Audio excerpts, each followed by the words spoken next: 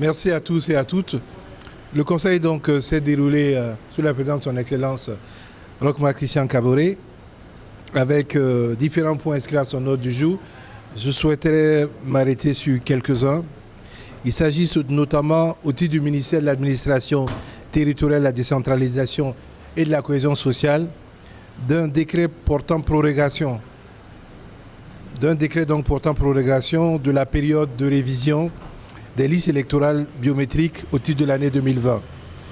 Cette prorogation concerne essentiellement et exclusivement donc le territoire du Burkina Faso et se justifie pour des questions de sécurisation des opérations. Cette sécurisation nécessite un redécoupage du pays afin donc d'assurer une meilleure sécurité des agents en charge de l'inscription sur les listes électorales, mais également permettre ainsi une meilleure prise en compte des différentes populations dans ce cadre d'ensemble. L'opération première devait s'arrêter le 31 mars 2020 et le report donc au 31 mai 2020 devait permettre, grâce au redécoupage, des zones qui auront une meilleure sécurité afin de favoriser donc l'inscription sur les listes des différents électeurs. Au titre du ministère de l'Éducation nationale, de l'alphabétisation et de la promotion des langues, nous avons adopté un décret modificatif du décret 2016-926 du 3 octobre 2016 portant protection du domaine scolaire.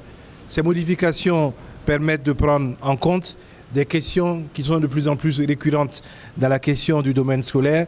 C'est la question de l'alcool, c'est la question du tabac et c'est la question des stupéfiants en milieu scolaire. Il y a donc des précisions qui sont apportées, notamment sur la distance de proximité d'un rayon de 400 mètres à partir des limites du domaine où peuvent s'installer des activités donc, qui peuvent être des nuisances à l'activité scolaire. Il y a également l'obligation qui est faite aux maires de faire cesser les violations constatées dans un délai de 15 jours par la voie administrative et la possibilité offerte ensuite aux responsables des structures qui connaissent donc ces violations-là de faire engager l'action judiciaire dans un délai de 1 mois si la mairie ne fait pas respecter les textes. Nous avons au titre du ministère de l'économie, des finances et du développement adopté un décret portant création de la caisse d'assurance maladie des armées. La création de la CAMA est sous-entendue donc par les dispositions de l'article 1 de la loi numéro 060-2015 CNT portant régime d'assurance maladie universelle au Burkina Faso et également son article 38. Le décret donc permet la création de la CAMA qui va ainsi compléter le dispositif du régime d'assurance maladie universelle et renforcer, en prenant en charge cette question spécifiquement au niveau de l'armée, les capacités opérationnelles de nos forces de défense en améliorant la santé du personnel militaire et de leurs familles.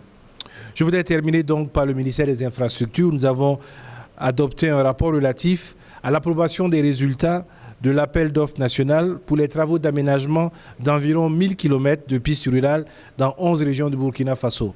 Ces 43 entreprises concernées avec des délais d'exécution allant de 6 à 10 mois maximum, avec un montant de 28 milliards 437 684 702 francs CFA TTC et financé par le budget de l'État. Au titre donc des communications orales, le ministre de la Justice a fait le point au Conseil des incidents survenus le lundi 17 février 2020 au centre pour mineurs en conflit avec la loi à l'Aïe. Ces incidents donc sont survenus suite à la découverte du corps donc sans vie d'une jeune fille à proximité du centre. Le procureur, comme vous le savez, a ouvert une enquête. Pour ce qui concerne les pensionnaires, une vingtaine, ils ont été transférés à Ouagadougou. Le gouvernement voudrait appeler les populations au calme et afin donc de laisser la justice faire son travail sereinement, afin que les responsabilités soient situées et que les personnes fautives soient présentées devant la loi. Nous avons également entendu une communication orale du ministre en charge des Burkinabés de l'extérieur qui nous a fait le point donc de la réunion des ministres chargés des affaires étrangères, au niveau du commerce de la CEDEAO, du Bénin, du Burkina Faso, de la Côte d'Ivoire, du Ghana, du Niger et du Togo sur la situation de la fermeture des frontières terrestres au Nigeria à certaines marchandises. Elle s'est tenue donc sous l'égide de son Excellence M. Roch-Marc Christian Kaboré, désigné comme champion pour la libre circulation des personnes et des biens. Les ministres ont fait des recommandations à son Excellence pour une sortie de crise, à lui donc de mettre cela en œuvre en discussion avec ses pairs de l'espace CEDEAO. Voilà donc ce que je vous ai dit pour ce Conseil des ministres. Si vous avez des questions, je suis à votre disposition. Oui. Une question par rapport à la question du DPS. C'est un engagement d'avoir un principe de justice et d'équité au niveau donc de cette question-là. Donc il y a deux éléments forts qui ont été mis en œuvre, à savoir l'acceptabilité de la mesure, et le deuxième aspect, c'est la progressivité de la mise en œuvre. Donc effectivement, l'UTS sera mise en œuvre donc, sur les primes et indemnités perçues donc par les agents publics de l'État pour compter donc de ce mois de février 2020. Monsieur le ministre, les agents des médias publics repartent en mois de mai. Est-ce qu'on peut s'attendre à ce qu'un dialogue soit établi sur cette question, je pense que je vais rencontrer mes ex-collègues agents des médias de service public, mais je voudrais rappeler encore une fois que nous sommes dans une situation où nous avions un protocole d'accord de 7 points. 6 ont été satisfaits. Le 7e, sur le passage à la société d'État, a connu un accord d'ensemble sur le fait qu'il nous faut un décret portant dérogation à la comptabilité publique. Ce décret, en ce qui concerne SIDOA et la RTB, ont été adoptés par le Conseil des ministres. La question, qui est une question délicate qui se pose, c'est la question des rémunérations. Il est dans l'ensemble accepté que nous devons travailler à une amélioration des conditions.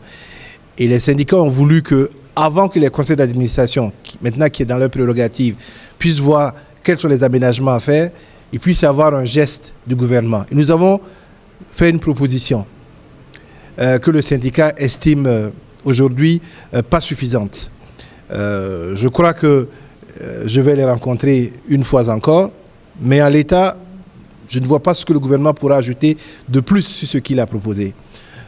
En termes de conditions de travail, nous avons fait de gros efforts. Le Premier ministre a pris l'engagement d'accompagner SIDOA et la RTB par des mesures urgentes à mettre en œuvre.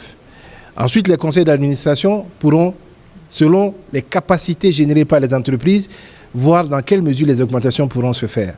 Mais nous avons déjà acté une amélioration dès la mise en œuvre du décret qui court donc depuis le 1er janvier 2020. Je suis ouvert aux discussions. Je dis aussi qu'il nous faut garder la juste mesure des choses. Et je le répète, si l'on continue à pousser sur l'accord, nous allons tuer l'outil de travail. Je pense qu'il faut que les acteurs comprennent ça. On peut avoir des améliorations importantes. Il y a des choses sur lesquelles je suis d'accord avec le syndicat et je le leur ai dit, sur lesquelles nous devons travailler. Je voudrais prendre un exemple. Le syndicat a posé la question de l'indemnité de code vestimentaire. Ça a été augmenté. Mais lorsque ça a été augmenté, d'autres ministères se sont engouffrés dans la brèche et au final, ces ministères-là gagnent plus que ce que les journalistes gagnent. Je trouve que là, il y a une question sur laquelle nous pouvons interagir et corriger ça. Mais lorsque dans une discussion où on est quasiment arrivé à terme de discussion, on nous fait ressortir de nouvelles indemnités sur la table, ça pose un problème. Donc je voudrais que nous soyons quand même dans une situation de préserver l'outil de travail. Et il est important, et ça, je pense que je l'ai répété plusieurs fois, le ministre en charge de l'économie et des finances, qui est rarement impliqué dans les discussions, s'est impliqué. Et il a dit au Premier ministre en séance, je suis allé là-bas, les conditions dans lesquelles ils sont ne sont pas des bonnes conditions. Nous devons travailler à améliorer. Tout le monde en a conscience. Il y a des efforts qui ont été faits. Je pense qu'il nous faut voir aujourd'hui ce que nous avons comme gain et comment nous pouvons capitaliser.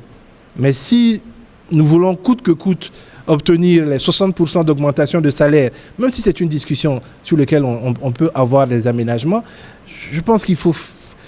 La grève, pour avoir été syndicaliste aussi, se pratique à un certain moment donné et il faut qu'on sache aussi lever le pied pour avancer. Donc voilà ce que je veux dire sur cette question, qui est une question importante, qui nous touche tous.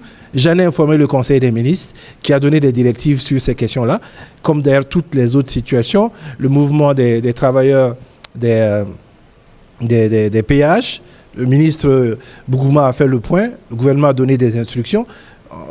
Chaque ministre pose ses dossiers, PM et son excellent président du FASO apportent leur compréhension et donnent des orientations pour mener ce travail-là. Voilà ce que je peux dire sur cette question. Mais j'espère vraiment que nous serons nous pourrons discuter. Le Conseil m'a instruit de reprendre langue sur des questions qui ne peuvent pour moi que trouver une solution si on sait se comprendre. Et nous espérons trouver une réponse à ces questions-là. Le décret adopté, il est en train d'être mis en œuvre. Je pense qu'il nous faut aller de l'avant. Le principe du gouvernement, c'est de discuter et de trouver des solutions. Lorsqu'on s'assoit autour de la table, même quand on a des points de vue parfois très divergents, on peut avoir quelques atomes crochus, en tout cas des points sur lesquels on peut faire avancer les discussions. Donc le ministre les rencontrera normalement sur ces questions-là. Il a donné des orientations dans lesquelles il compte aller dans les discussions. On espère que ça permettra justement de lever toutes les questions, en tout cas, pas toutes, mais de permettre d'avancer dans la discussion, parce que la discussion entre partenaires sociaux est une discussion active, vivante. Elle s'améliore de jour en jour et elle permet d'avoir des résultats. J'ai demandé au ministre en charge des Finances, qui a noté que ça allait commencer pour le mois de février. Voilà, je pense que après, attendons. Ne soyons pas pressés. Chaque agent de la fonction publique verra effectivement ce qui a été coupé. Ça concerne tout le monde, y compris les membres du gouvernement qui ont signé des contrats avec l'État ou qui sont des fonctionnaires parce qu'ils sont dans une situation de travailler pour la fonction publique. Donc il n'y a aucun souci, tout le monde est concerné par ces UTS sur les indemnités et primes. Voilà ce que je peux dire. Et dans le détail, les ministres en charge des Finances donneront les précisions sur quels sont les axes qui ont été choisis afin justement que ça soit acceptable et soutenable, mais dans le respect de l'équité et de la justice qui doit s'imposer en tous sur ces questions d'impôts.